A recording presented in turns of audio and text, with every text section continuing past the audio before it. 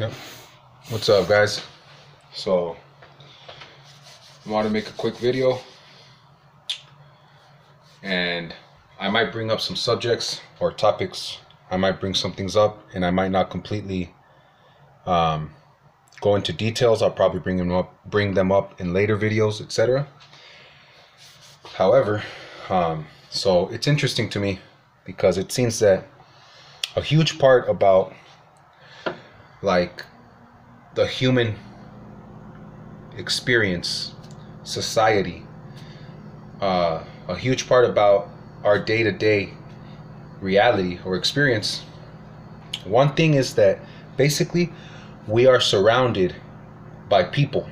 Okay, we are surrounded, whether it's by our family, our friends, co-workers, or for example, there's plenty of examples, but whether it's teachers or mentors or whatever it may be, our children, our significant other, etc., and so on and so forth. So it seems that obviously in day-to-day reality, human being reality, society, we are surrounded by others. Okay, and what's so significant about that is that often it seems that whether it's consciously, purposely, intentionally, or not, obviously it has a significant effect on the way that we act, on the way that we behave, on the way that we carry ourselves, on the self-image that we try to give off. You know, in my opinion, it seems obvious, including myself. With that being said, it seems, as far as I've experienced, that a lot of times that will keep us from really getting to know ourselves, from really getting to know what we want to do with our lives. And unfortunately, sometimes it seems like a significant amount of time goes by and we get stuck, basically, for one, to some extent, trying to please others, trying to act or behave in a way that others like. I believe that's going on to some significant extent. And to be fair, I don't think that's completely wrong to basically take into consideration others being around us and wanting them to enjoy our company. But I do believe it can become excessive to the point where we're really trying too hard to hold up a self-image and really trying too hard to like portray, I believe that's the right word, but to like give off something that we want to be seen as, or that is acceptable, or that is liked, etc. So with that being said, I believe that's a very strong like handicap, for lack of a better word, because that keeps us distracted, that keeps us paying attention to unnecessary things in our life, and it doesn't let us focus on ourselves and what we really want, and it makes things that we really want to get a lot more difficult to get because we are so concerned with what other people will think of us, with what other people think of us as we're doing certain things. You know, we're too scared to look less than good. We don't want to look embarrassed. We don't want to look bad. We don't want to look like we're trying to be smart, maybe, or like we're trying to be anything. Doesn't matter what it is. So when there's people around us, when there's people watching us, often we put up this facade, for lack of a better word, and myself included. And like I said, it's very important. It seems often it might be unintentionally, subconscious, etc., not purposefully. We don't mean to. So it's connected perhaps to insecurities, our past, things that have happened in our life, and it's just like a natural reaction, fair to say, more or less. But anyways, it's very interesting because, in my opinion, from my experience, as I've pushed myself to allow myself to not worry so much about what other people are going to think, I'm really feeling a difference in my life and with the way I feel and the way I like to interact with other people. And also when I see other people interacting, it's very interesting because I can see my efforts are changing something in myself, and I can see that it gives me a great contrast between somebody who's trying too hard to put up a self-image and then myself. I sincerely believe I'm doing my best to work on developing a more genuine, honest understanding of who I am, which is kind of an odd thing, but I try to do my best with it. I try to be patient and I don't try too hard, but I do put effort, and I leave it at that. Anyways, it's been very interesting, but from my opinion, it's very important to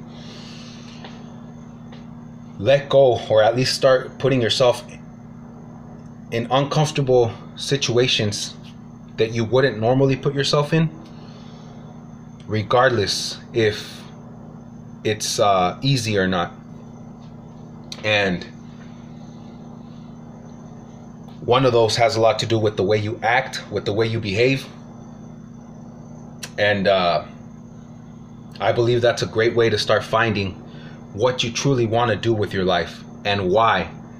And it's a great way to start understanding where you want to go in life, the kinds of things you want to do, who you want to be around, more genuinely. You really start getting a clear idea of the kind of person you are and the kind of things you want to do with your life, rather than focusing so much on trying to be comfortable and have some like false image of confidence. That's the way I like to see it. I'm sure there's other words that can explain that better, fair to say, but I feel like we're holding up a self-image sometimes too excessively. It almost shows a lack of confidence, and I include myself, but I'm learning from myself and others, and I'm working through it.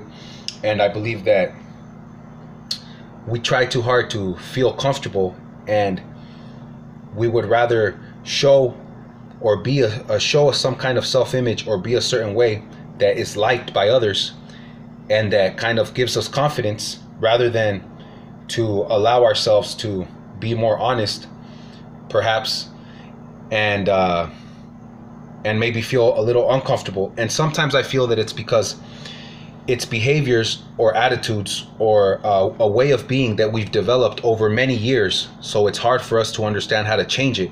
And eventually, let's say 5-10 years go by, and it's very difficult for us to understand how to let go of those almost like insecurities or built up walls, for lack of better words. So we kind of don't know how to let go of them, so we just kind of give in to them instead of trying to, for example, I feel like I'm getting too old.